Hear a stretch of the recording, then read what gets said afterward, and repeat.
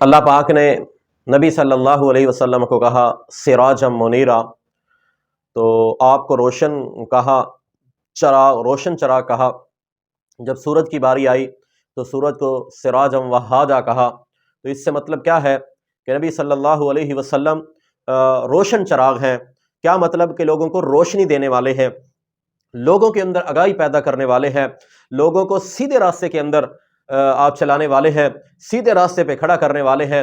نبی صلی اللہ علیہ وسلم کا اپنی امت کے بارے میں جو رب نے قرآن نازل کیا، کہا کنتم خیر امت اخرجت للناس تأمرون بالمعروف وتنہون عن المنکر، فرمایا کہ امت محمدیہ ساری امتوں میں سے بہترین امت ہے۔ وجہ سبب کیا ہے کہ یہ نیکی کا حکم دینے والے ہیں، برائی سے منع کرنے والے ہیں۔ تو اللہ تعالیٰ نے محبوب پیغمبر کو سراجم منیرہ کہنے کا مقصد کیا ہے؟ آپ صلی اللہ علیہ وسلم کو روشن چراغ کیوں کہا گیا؟ وجہ کیا ہے؟ آپ صلی اللہ علیہ وسلم مکہ سے نکلے ہیں، طائف کی ایک وادی کے اندر پہنچے، اتنا لمبا سفر طے کر کے، لمبا سفر طے کرنے کے بعد بلندی پر طائف کی وادی پر آپ پہنچے ہیں۔ آپ نے جا کر کے ان کو دعوت دی، آپ نے اپنے چراغ میں سے ان کو روشنی دی۔ جب آپ نے ان سے بات کی تو ان لوگوں نے، ان کے سرداروں نے اوباش لڑکوں کو آپ کے پیچھے لگا دیا، آپ کو پتھر مارے گئے، آپ کو زخمی کر دیا گیا۔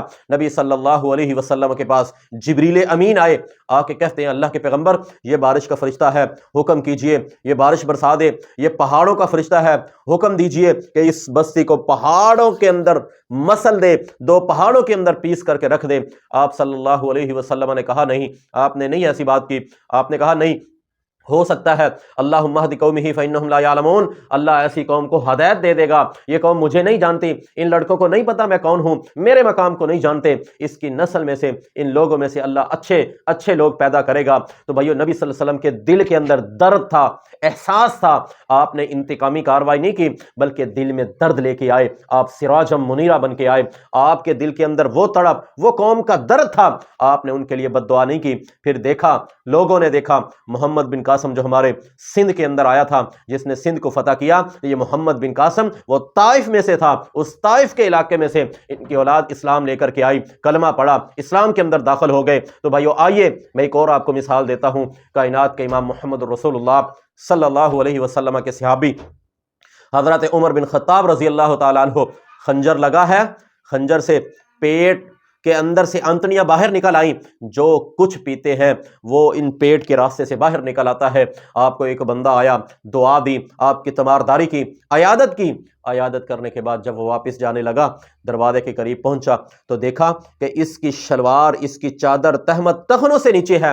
فوراً بلا لیا، اس کو نصیحت کی، اس کو سمجھایا کہ کہیں یہ میرے نبی صلی اللہ علیہ وسلم کا امتی، میرا بھائی، ان پاؤں کی، ان ٹخنوں کو کور کرنے کی وجہ سے، ڈھانپنے کی وجہ سے کہیں یہ نہ ہو کہ اس کا جسم کا یہ ٹکڑا جنت سے جدا ہو کے جہنم کے اندر چلا جائے۔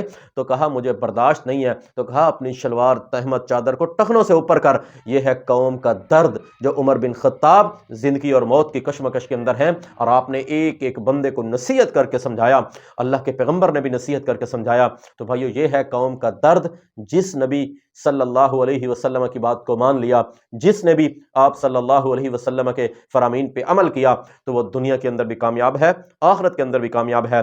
سراجم منیرہ، نبی صلی اللہ علیہ وسلم روشن چراغ ہیں، اور لوگ آپ سے روشنی حاصل کر سکتے ہیں۔ جس طرح سورج نکل آئے، سورج کے نکلنے کے بعد لوگوں کو دنیا کے چراغ اور دنیا کی روشنی کی ضرورت نہیں محسوس ہوتی، اسی طرح میرا پیغمبر آ گیا، اور اس نبی کے بعد کسی بزرگ، کسی پیر کی، کسی علاقے کے سربراہ کی، کسی اولیاء کرام کی اب ضرورت نہیں ہے، کیونکہ میرے پیغمبر محمد رسول اللہ صلی اللہ علیہ وسلم کی نبوت آ چکی ہے، آپ کا پیغام آ چکا ہے۔ اللہ تعالی ہمیں سنت پر عمل کرنے کی توفیق عطا فرمائے۔ وما علینا الا البلاغ المبین۔